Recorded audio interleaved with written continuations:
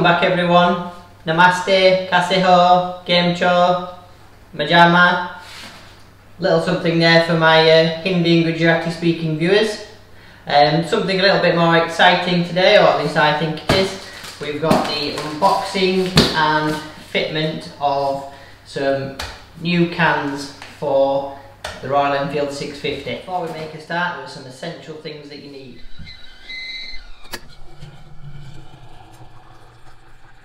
The essential items for the project. So you need the parts that you're fitting. We'll unbox those in a minute. Some tools.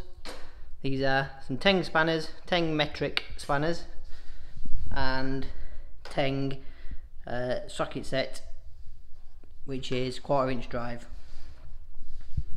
Also some essential incense to keep you calm whilst you're working on your project, and some shop towel. So before we unbox, let's tell you where I got these. I got these from the Classic Bike Shop via eBay, and they are based, the Classic Bike Shop are based in Redditch.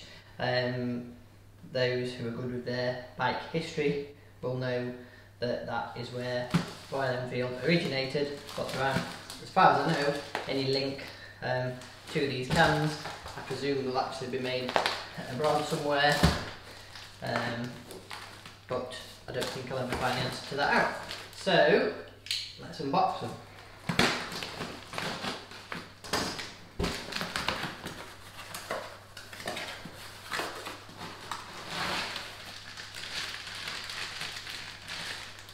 The can, one of the cans,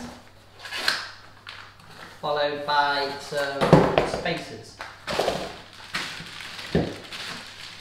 They are a universal fitment, so they'll fit many different bikes, I presume, with a little bit of assistance.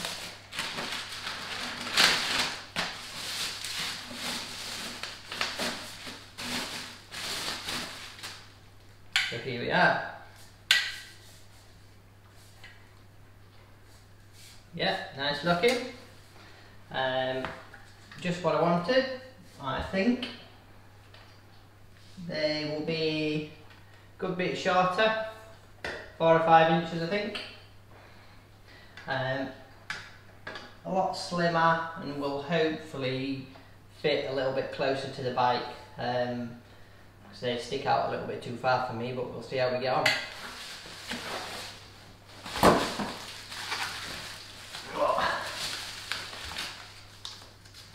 This one has a little thank you note for the purchase from the Classic Bike Shop. If you want the details of where to get these, check them out. So folks, looks like the first thing we've got to do, obviously, to get these off, is remove this shield here, which is just there for fancy to cover the clamp that's actually holding this to this, and then there are two bolts attaching the bracket to the silencer, and another bolt attaching the silencer to the frame. So hopefully it'll be fairly straightforward. I think it'll just be a case of lining up the custom ones once they are off, maybe cutting the brackets down a bit, jiggery pokery to make them sit where you want them to sit. So firstly, looks like a 10mm bolt head. Thought it looked like a 10mm, but got a horrible feeling that might be Imperial. It's not a very good 10mm head, if that is the case. See what we've got.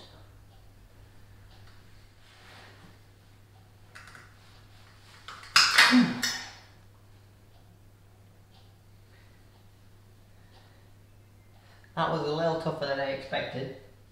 And then you have two little tabs that slot into a little bracket on the silencer itself, and also one that's left behind on the header exhaust. So that's what it looks like inside. A little bit stiff to get off, and to remove it, take one bolt off and it slides backwards, but it is quite stiff. So next thing, looks like we've got a 10mm bolt, which may be a 30, no it isn't. 10mm bolt with a 12mm head. You probably won't need to remove the bolt all the way, just enough to allow the exhaust to unclamp for the pressure to ease.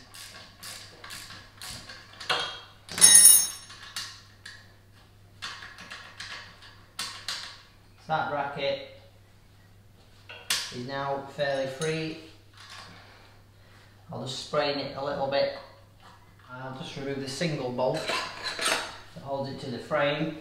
The bracket can stay on the can for now, unless I decide to use it on the aftermarket pipes. Again, 12mm spanner.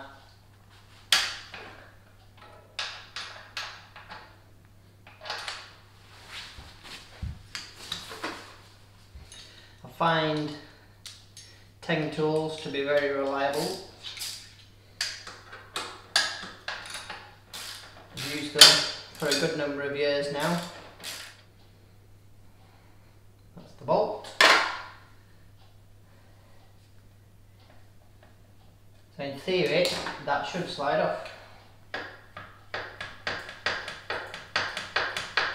Here it goes.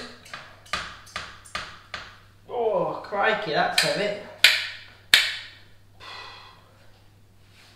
There's a good bit of weight to that, compared to one of those.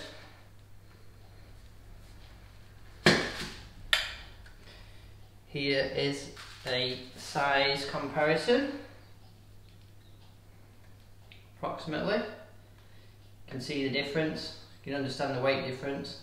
Obviously this one will have the cap inside it, but that's very light compared to that. That is very heavy. Been nice to see the back of those. There's a lot of writing on the back of that. I won't read that. So I'll just give you a close-up.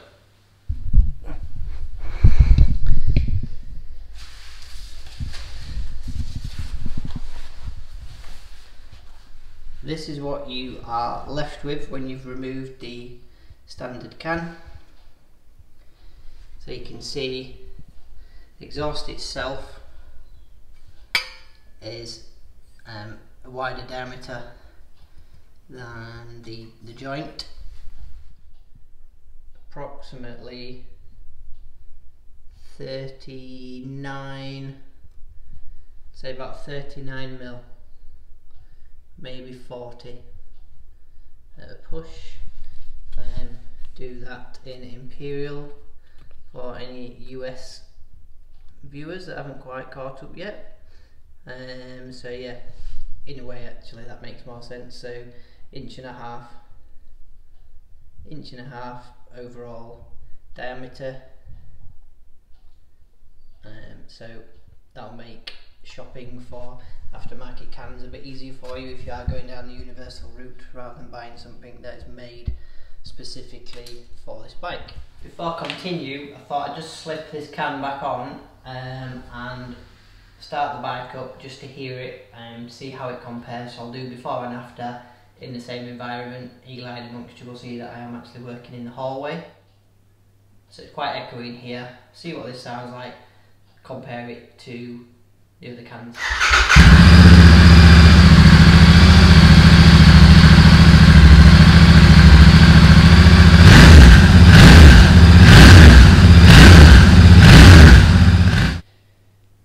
These have a internal diameter of 45mm, which is, I'm assuming they're not clamped particularly tight at the moment.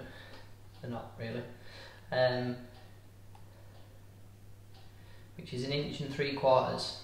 So 1 3/4 inches, that's 1.5 inches, so you've got that to make up, hence why they are supplied with these internal, you call them spacers, bore adjusters, don't know what the proper term is. I presume, as I need all of them, I'll fit them all. No, I don't actually. No, I don't. So, I've got to take these out of each other. Perhaps I do keep those together if I need both of those. Looks like I probably will.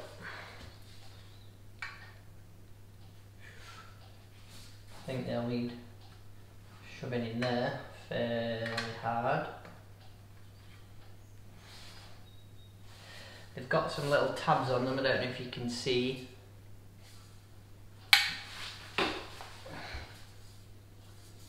presume they are to stop them disappearing inside the can, so you must leave those protruding, I would think. At this stage, I think I'll go get a mallet to knock these in. So, before I knock these in,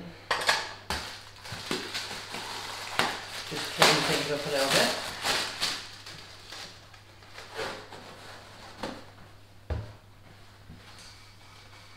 So I'll just recheck. So that's 2 spaces left, the smallest one removed.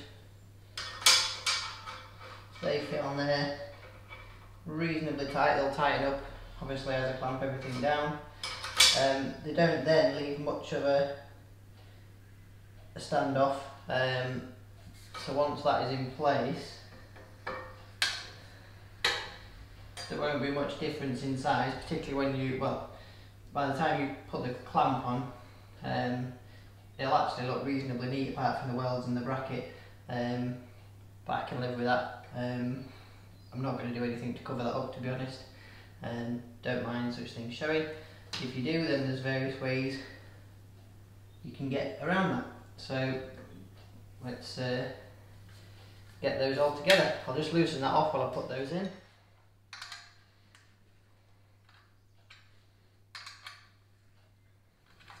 I don't think that's a stainless steel bolt, so I'll probably replace that at some point. But just in the meantime, I will put a bit of copper slip. Hair in my copper slip, thank you. Put a bit of copper slip on hairs hanging around. So I think I'll also apply a bit of copper slip to the outside of those just to stop them binding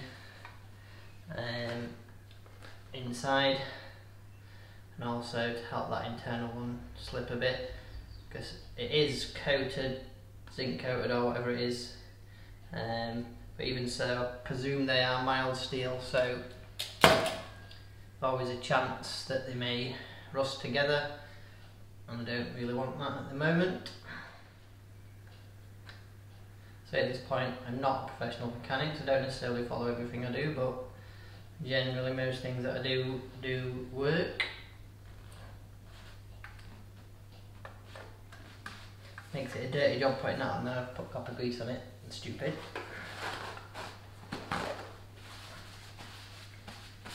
Should really wear gloves when handling petroleum products and such. Hope this is right, because they're going to be an arsehole to get out again.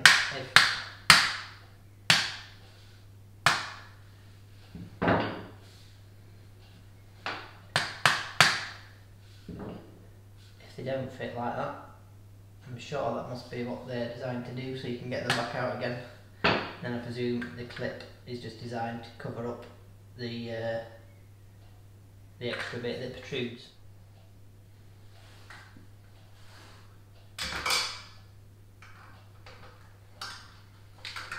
That, my friends, is how that slips on there. So we've just got to deal with the bracket, make sure that fits right. I'll probably cut that down a little bit or something. And that is one side on. I'll take some measurements, compare it to the other side, see how much it sticks out. I think it'll still stick out not a dissimilar amount, to be honest, but we will check that. And we need to do that clamp up and tighten that all together. So we'll do that in a moment. Now, one thing I've found that is extremely handy, this adjustable bracket, I've left it at the top side, just loosened off this nut a little bit, and you shall see, although it's slightly off at an angle, it will pull in with a bolt. The hole lines up perfectly with the original bracket here, so as you can see all the way through, it looks like they're made for the job. They're not, but that's what but they are, if you know what I mean. They yeah, universal silencers, but they bolt straight on with no modifications necessary. When I ordered them, I wasn't exactly sure how they would work or how they would look, and I was thinking I might even have to like cut and weld bits down here and things like that. So very, very straightforward job. The only other thing that we might have to do is alter the sound of them. So depending on how they sound, I suspect they'll be quite loud. I may have to weld some extra baffles in just to quieten it down a little bit, but we'll see. I'll do another test in the house, but I won't do anything until I've actually used them outside and bedded them in a little bit. You can see it's fitted nicely. It sort of created a little bit of twist in the bracket, but looks almost made for it. So you'll see that's the detail there, that's the end of the can, that's the end of the Royal Enfield pipe, as you can tell, and then that's your spacers, and that is how they should stick out. You've got a little tab to stop them going in, these little tabs to stop them going in any further all the way around, and then the bracket will simply put on there, bolt up. It'll be a pretty tidy job. As I say, you will be left with this weld around and this bracket here. If you're planning on never putting your standard cans back, then you could cut and grind that off if you wished, but I'm going to leave it for now. Don't want to go too crazy on it with it being new.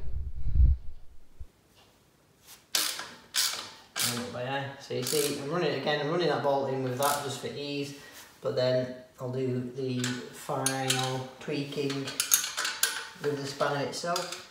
Don't want to go crazy on it. I think that's enough. So as you can see, mine is very solid. I'll just take a measurement, compare from the tyre to there, whilst I've still got the other can on. Don't think there's a lot in it. So that's the difference in the view from the back. Give you an overview from the top if I can. This tyre is a central point, presume it is. We are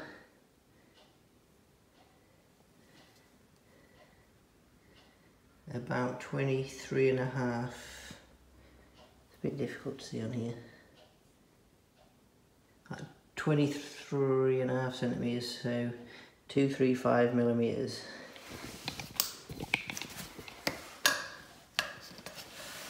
The opposite side, so as I suspected, not a lot in it. That to the overall is about probably 26, 27. So there's only about 30 mil in it, but that's 60 mil overall, so it does make a little bit of a difference if you're poking it through narrow doorways, alleyways, whatever way you need to get the bike. And obviously it's a lot lighter and it doesn't stick out as far backwards. Obviously it's quite a significant difference. The current one sticks out about the same as the tyre, and the replacement one is obviously sat inside the wheel-ish, just to about the outside of the rim. So hopefully that gives you a good idea. I'll go ahead, I'll swap this one now. I won't film it all in detail, and then we'll start the bike, see how the sound compares. Just before I put the other one on, Try and give you a couple of shots what they look like inside, if you can see. So there's a perforated baffle runs through. You can't quite see it there, you can see where it starts, there you go.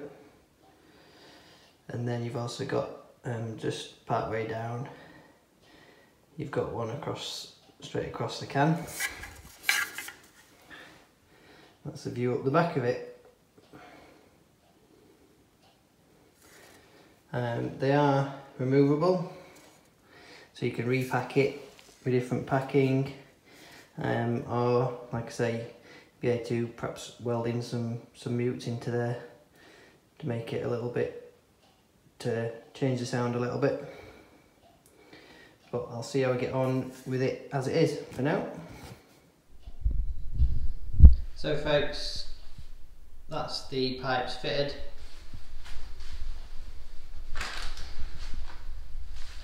That's what they look like. I think they look nice on the against the black paintwork.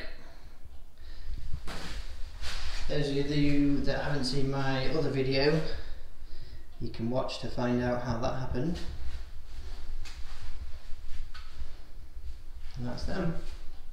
So only one thing for it, we'll see how they sound. I'll put the camera back where it was before so it's a fair test. So hopefully that's positioned roughly the same as it was before. Both cans are on. See what it sounds like.